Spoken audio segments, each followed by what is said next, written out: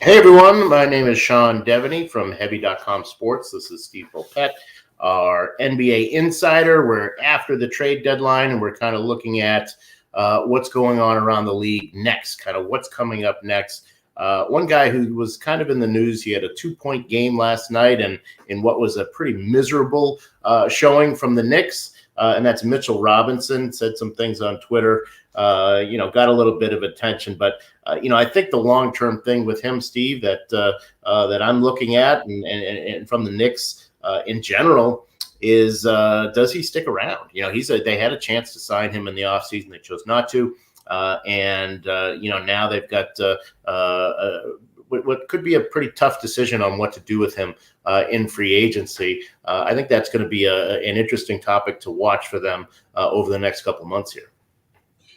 Yeah, I mean, big bodies have value on the market because teams are going to have to match up with, they're going to need to throw bodies at the Joel Embiids and people like that. If you want to get through.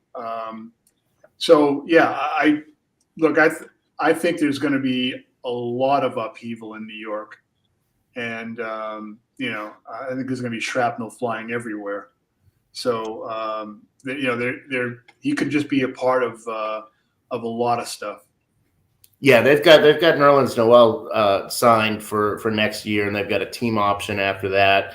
Pretty reasonable deal. I think it's $18 million total for the next 2 years if they decide that he's going to be their big man. I was asking around. I asked a GM about Robinson and what he thought might be a fair deal for him and what might be a likely deal. And he said around the mid-level, which, you and I have been covering the league since the mid-level was about $4 million. It's now $10.3 million. So that would be 3 years. This is what I was told. 3 years, $33 million would be a kind of a likely contract. It's not a breaker of the bank necessarily, but it's a significant contract, and it's one that I'm not sure the Knicks, really want to take on with Julius Randle, being having his extension kicking in. It's going to be a tough decision for them. Yeah, and as we wrote recently, the Knicks are trying to get out of what they did last summer. Yeah, and the other GMs are kind of approaching them like, I know what you did last summer.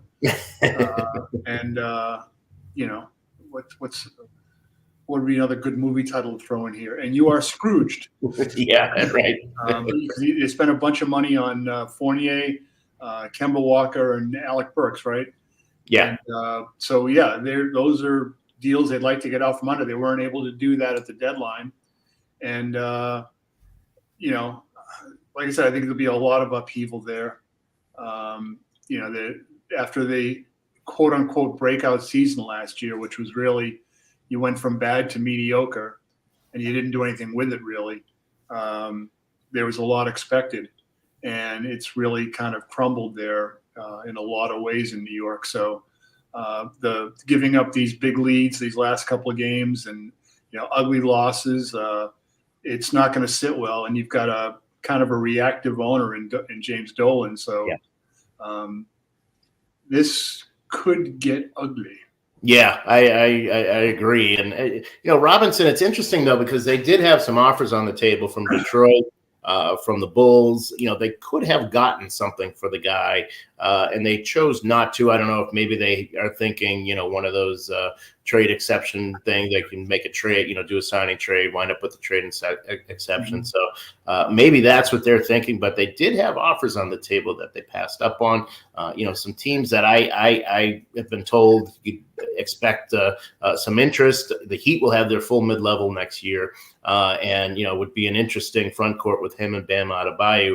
A shot blocker, a couple shot blockers there with those guys. That would be certainly a team to watch. I think anytime a big man's on the market, Charlotte comes up just like it's almost a reaction. So that would be interesting. But I did want to ask you one last thing about Robinson, sort of the Knicks in general. He's 24 years old. He's been very inconsistent. Had a little trouble staying healthy for sure, and that's not necessarily anybody's fault. But the Knicks aren't great, and really Tom Thibodeau isn't great in terms of developing young players. Is he do you see him as sort of a symptom of that? Yeah, I mean, he's, you look at the players over the years that he's really blown out, the Luol Dangs and, these people that got old fast. Mm-hmm. The people in New York have been clamoring for more Obi Toppin, and, clearly that team does well. Any team pretty much will do well when it gets out and running. And, a big like Toppin who runs the floor gives them that. And he just brings a level of excitement to the building, and not just him, Emmanuel Quickly, and these other guys that want to play up tempo. And then you contrast that with Julius Randle and, pounding the ball and half court stuff. And it's not only are they losing, but they're not playing a very appealing brand of basketball either. So, one thing you don't want to be on Broadway is unentertaining. And they're in danger too of losing Kenny Payne, who they brought from Kentucky. If he were to take a college job there, he's kind of brought in to be the development guy that Tom Thibodeau isn't, and if that doesn't last very long, that could be trouble there. So, a lot to watch with the Knicks there. Thanks for that, Steve. And again, I'm Sean Deveney, and this is Steve Bulpett, our NBA insider here at Heavy.com. We're going to move on. We're going to talk about the Lakers now, because I think another subject, you go through the trade deadline. Russell Westbrook still a Laker. Obviously, nothing to be had there in terms of a deal. They didn't really do. They did absolutely nothing at the trade deadline. Was a bit of a surprise. So I guess the question is, well, then what's next with Russell Westbrook? If they weren't able to get rid of him, they weren't able to do. What can happen next with him and the Lakers? A bad marriage that they can't get out of. Yeah. I find it hard to think that Russell will give up on $47 million next year. And the only way that happens is if he can get a deal elsewhere for more years, that he'll make up some of that, make up that money in the longer term, like, a 3-year deal that gets him, or a 4-year deal that gets him 150 or something like that. You know what I mean? And I don't think that's out there for him. I don't see who would pay him that kind of money. I think we've discussed it before. Or maybe it was me discussing it with one of the GMs. But here's a guy that's got great physical talent. Is he a winning basketball player? Does he make you win on a consistent basis? Can you count on him? In those playoff situations. And as the years pile up on a guy that plays full out like that, there's going to be some wear and tear that I think factors into it as well. So, I'd keep an eye on that, but I don't see how they get out of it. And look, I'm sure a normal team would be looking at James Harden the same way. How are we going to pay him going forward? What are we going to pay him going forward? Yeah. I'm not sure Philadelphia is a team that worries about that, because Daryl Morey, went everything he could to get James Harden there. Yeah. So you got to figure he's going to pay them. But I don't know how you look at Harden and don't get scared by what's happening in the longer term with a Russell Westbrook in his contract. Yeah, exactly. And Westbrook's numbers at 18.3 points, 7.8 rebounds, 7.5 assists, kind of what you would have expected, shooting 44%, which is not bad for him, 30% from the 3-point line. Again, kind of what you would have expected.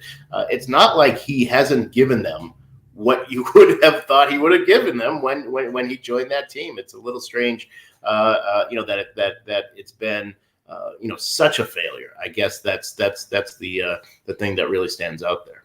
Well, he gets his numbers, but do his numbers complement what else you have? Right. And I think that's always been kind of the case with him. He's rolling up triple doubles in Oklahoma City, but is it making them a real winner? Is it translating like that? And you've got, for all the numbers he can get, he's going to be on the floor with two basketball players at least who are better than he is. Yeah. Right. In LeBron and Anthony Davis. So it's got to be about fit as well. I mean, the Celtics, Jaylen Brown and Jason Tatum are both good basketball players, and they've been that the whole way. But the team didn't get good until they started playing well off each other, until the ball started moving. You can get your numbers anyway because the ball will find energy. But in a Russell Westbrook case, he needs ball in hand, and you've got LeBron James on the floor next to you. Yeah, yeah. Let me ask you this: one thing that an assistant coach, Western Conference team assistant coach, said to me was the only way to really save this and to make it work would be to have Russell Westbrook as a sixth man. Have him come off the bench. Let them start with Malik Monk and Avery Bradley, whoever else you want in the backcourt. And then have Russell Westbrook when LeBron goes to the bench. Have Russell Westbrook in there, you're going to have some minutes with them together, obviously. But have as few minutes with Russ and LeBron as possible. That seems like it's a hoop to jump through as a coach, because you've got to ask Russell Westbrook to come off the bench, which is not something he's going to be inclined to do. But what do you think? Is that something that could maybe save the situation? Yeah, and look, I know we've mentioned this before, and I still will say that as bad as the Lakers look now, and it looks really bad. They had the comeback win last night, but I still would be concerned about playing against a team that, assuming they have health, playing against a team with LeBron James and Anthony Davis on it. I mean, LeBron is still that good. So, I wouldn't give up on the Lakers, but it's, they've got to do some stuff. Guys have got to, just understand what the situation is and play to the situation instead of their own self-interest. Yeah. And I'm not just talking about Russell Westbrook there. Guys have got to say, okay, hey, look, we're stuck together. Let's get this thing done. Let's try to win this. And, they've got to give up something of themselves to make the whole work. We'll see. Yeah. And I guess the only other option for unless you can find a trade for Westbrook, would be a buyout. And I've certainly never heard of a $47 million buyout. I don't foresee that. I think the biggest one ever was the center for the Bulls there, changed his name, Bison Dele. But that was a multi-year deal, and he just didn't want to play anymore. And they didn't have much choice on that. So not much. Went from Brian Williams to Bison Dele. Right. And I think I remember writing back then that I would submit that Bison Dele is not a name. It's a reason to be late for work in Montana. That's why you're the joke writer, Steve. All right, I'm Sean Deveney from Heavy. If I had that giant hook, I'd pull you off the stage. I'm Sean Deveney from Heavy.com Sports. This is Steve Bulpett, our NBA insider, and we're talking NBA. We're talking post deadline stuff here with the NBA. Another thing that comes out, I think, with the Nets, however you feel about the trade they just made, bringing in, and I like it. I like bringing in Ben Simmons. I like the fact that you got a backup big man, or maybe even your starter in Andre Drummond. And of course, I think Seth Curry is an underrated part of that deal. As anybody who last night would agree. But I still think that going forward, they've got a pretty big question, and that's Kyrie Irving. And it's not just, does he come back and play this year? We'll see how that plays out. That's sort of out of his hands. It's out of the league's hands and all that. I think the question is, he's got a $37 million option next year. First off, is he going to opt into that? I'd say no. He'll probably be looking at free agency. If he does, he's eligible to sign a deal 5 years, $246 million. Oh boy, that's a lot to pay. That's a lot to pay a guy that I just don't know if you can rely on him. It just the last 2 years he's been unreliable. And can you pay $50 million a year? Through the last 2 years. Go back a little ways in Boston. Well, yeah, right. I'm talking from the Nets. I'm just looking at it from the Nets perspective. Can you pay a guy that much money? That's going to be, to me, one of the big questions is, when the Nets get to the end of this year, how do they see Kyrie Irving? And have they put themselves in a position where they have to pay him whether they want to or not? That's the weird part, and people were telling me before the trade was made that was one of the concerns for the Nets was what happens if Kyrie decides to opt out and try to go somewhere else. Yeah. Then you've got Kevin Durant and Ben Simmons, and Simmons on huge money, and do you have a team there? Do you have a winning team there? Look, please don't ask me to get back in. I covered Kyrie for 2 years. Please don't ask me to go back into his head.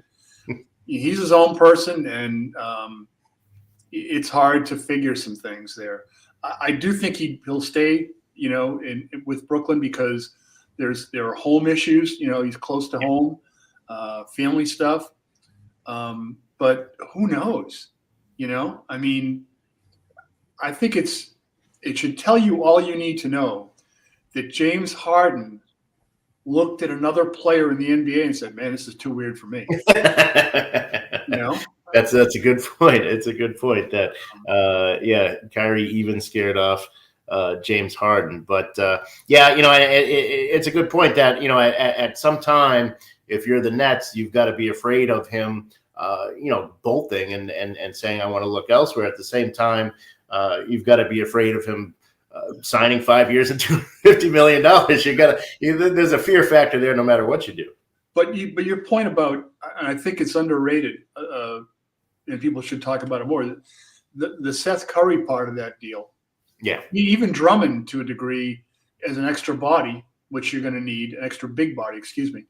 But with Joe Harris out, and who knows about his future, immediate and long term, but certainly immediate, having a Seth Curry there as a spacer is huge. Yeah. And for all the jokes we crack and will continue to crack with regard to Kyrie and those situations and what he's thinking and all that, he remains an incredibly gifted and wonderful basketball player.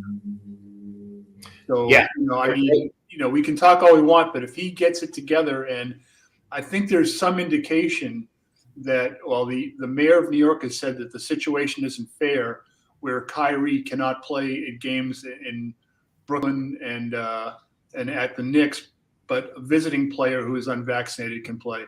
So him saying that basically makes me think that there's going to be some kind of accommodation made so that Kyrie will be able to play at home games, in home games. And just, give those guys a little bit of time. And, what does Kevin Durant need? You can say Kevin Durant's one of the only players in the league and certainly in NBA history who is able to say, look, I'm going to catch the ball, and I'm going to shoot the ball, and I'm going to score, and there's nothing you can do about it. Right. I'm going to shoot over you, So you've got that. And in a playoff situation where it becomes a possession for possession game, down the end as it gets close, do you want to walk away from that? I mean, his foot on the line last year, right? Yep. If it's not, they're moving on, right? Right. And Milwaukee goes home. Probably what we got 2 months here. Probably I would imagine that mandate will change and really the whole situation will change for the Nets. It's just a matter of whether it's enough time to kind of pull it together. And I mean, I think they're 8th in the conference right now. So, they're going to be in a tough situation. It's not a huge gap. They can certainly make up some ground there, but they're just not going to have much time, and they're going to enter the playoffs a little bit with their backs against the wall. But I just think there's going to be so much talent that'll be tough for any of the top teams in the East to handle. So, and I think you're going to see. I think you're going to see very, very, very, very soon the league altering its COVID protocols, with regard to precautions and things like that. You're going to see some things very soon, I believe. Yeah, I think that's right. Okay, I'm Sean Deveney here with Heavy.com Sports. We've got our NBA insider, Steve Bulpett. We're talking post-deadline NBA issues, and we're looking now at the Chicago Bulls, who are dealing with a lot of injuries. I think they made a pretty significant move on the trade on the buyout market. There's not going to be that many impact players, and I guess my question is whether Tristan Thompson at this point in his career counts as an impact player. Can he still play? He had one last game with Indiana. He played, I think, 3 games, had 17 points, 6 rebounds in his final game.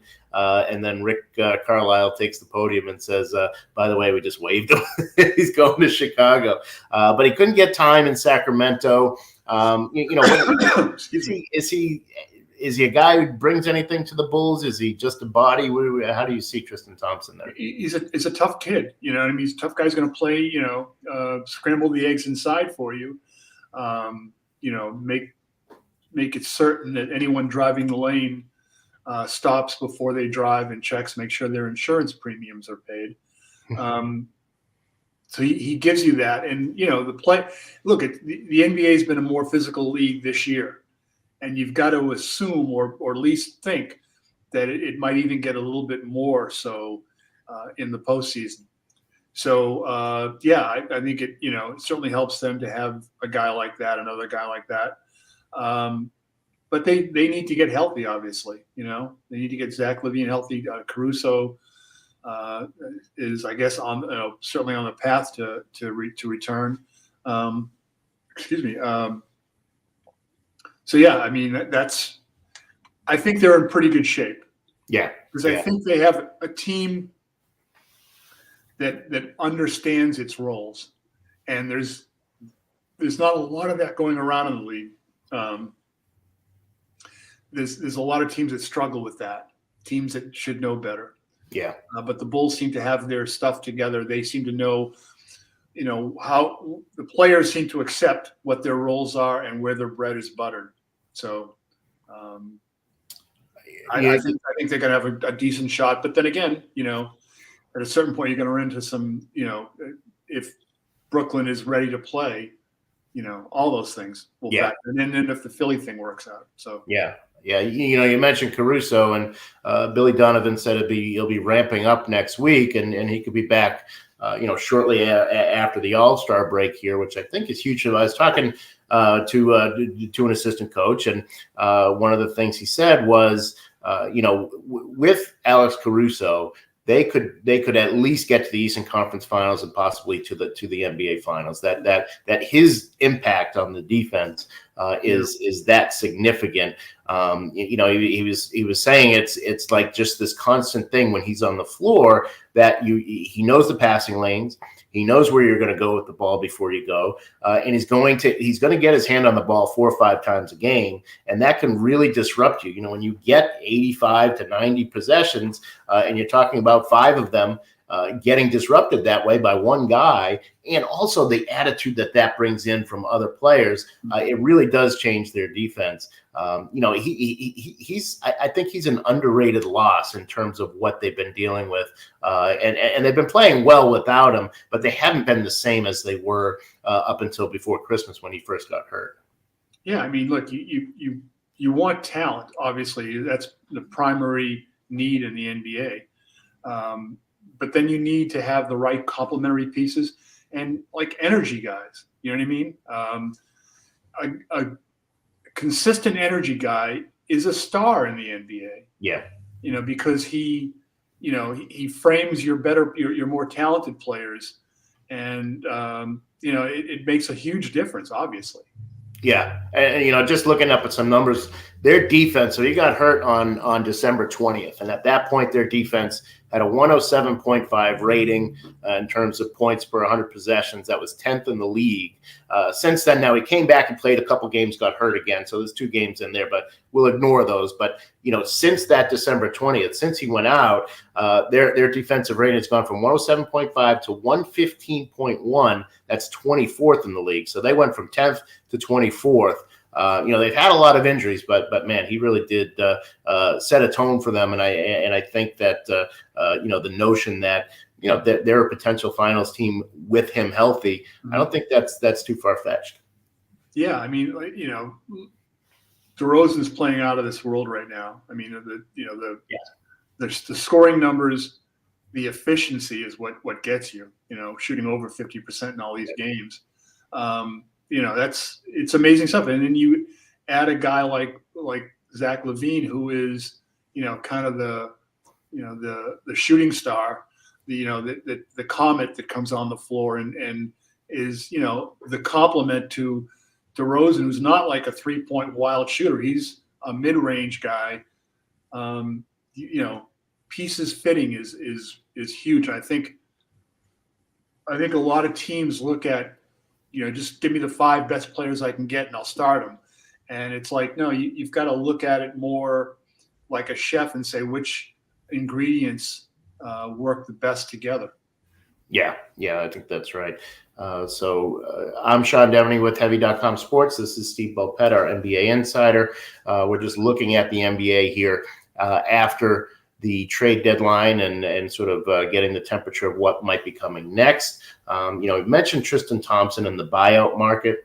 And Daryl Morey said something interesting today on a podcast. He was talking about how the Nets insisted that Andre Drummond be in that trade that sent James Harden to the Sixers. And Morey said, they just wanted him to throw at Joel Embiid. And Tristan Thompson going to Chicago, is that what you're hearing? Are teams kind of like, we got to make sure, especially now with Harden, man, we got to make sure that that we've got some size to put up against Joe. Yeah, I think I'm sure we wrote earlier on that the Heat they were looking for a big body for the same purpose.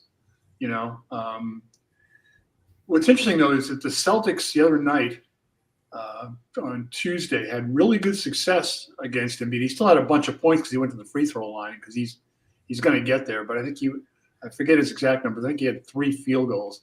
But you had Al Horford on him. But then you were throwing extra bodies when he got in certain positions. The Philadelphia hope is that changes when you've got James Harden as a counterpoint out there.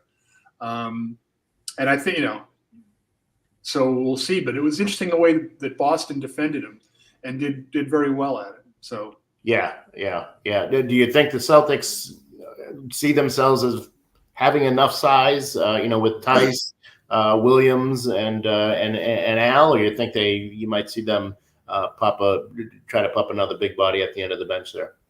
I don't. If the right guy came along, I suppose, but I don't see them. I think they're looking for, like, if they can find an extra shooter or something like that. But even if, it's kind of hard to see a guy factoring in. They've just got to play the way they've played the last few weeks.